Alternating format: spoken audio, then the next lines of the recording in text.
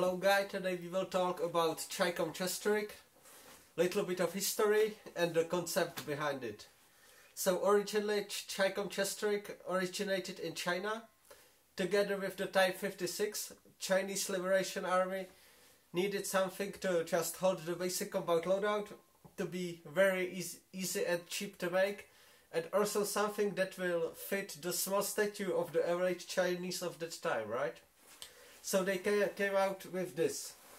Basically, 3 cell pouches, 1 magazine per pouch, 2 grenade pouches, here, 1 pouch for a bandage, oil bottle originally, the same on the other side, and here it's a pouch that have little rubber sewn into it, and it's to hold the capsule with the cleaning kit for AK. So, of course, the first combat for this chest rig happened during the Vietnam War, which Chinese supplied very much back in the day. It's also the place where the US GIs first touched this, find out the advantages of it. There is very few pictures of SOG using those chest rigs.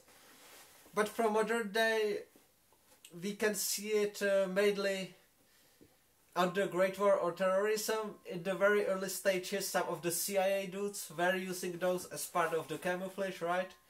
When they worked kind of undercover around the Tora Bora complex.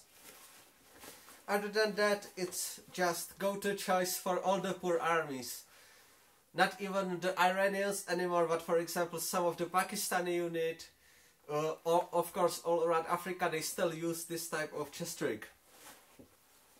So the original one, it's made out of thick canvas with wooden or plastic buttons on each pouch. It's very hard to undo them with your gloves.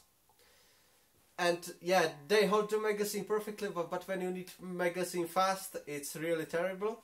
So there is big community that mod this type of chest rig. Add Velcro, add pull tabs, and some of the works are really fantastic. My piece is custom piece. It's made out of 1000 denier Cordoba.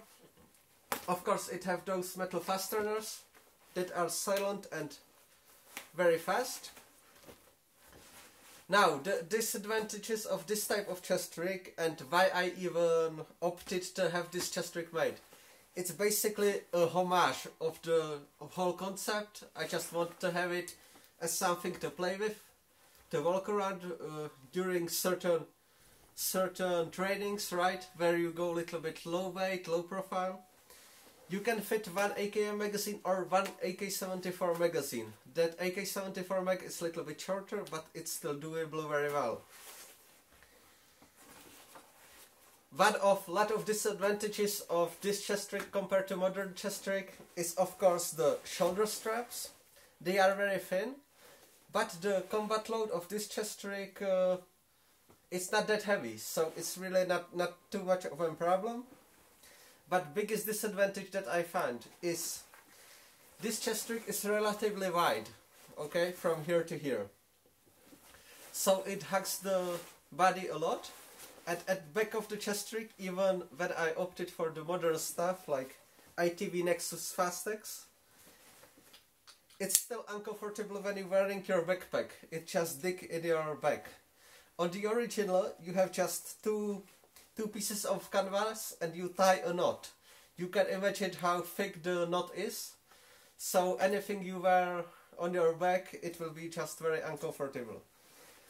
Compared to how wide the chest rig is, there is really not much storage space because of all the purpose-made pouches. You can fit like 4-inch Israeli bandage maximum into those. Those on the very end, they are even smaller. So just something like headlamp. That's about it. Nothing more than that. Now, I checked how much this cost in USA. It's around 10 bucks. Might seem as good option, but I would really not recommend it. The build quality is okay, but it's heavy canvas. The design is very old.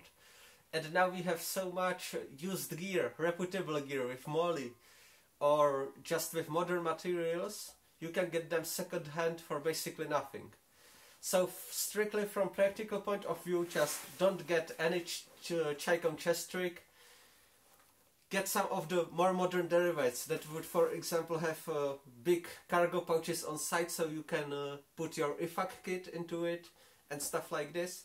This for modern day really not a good option, but for reenactors, for guys that collecting military gear en masse, it's perfect option. So it's up to you.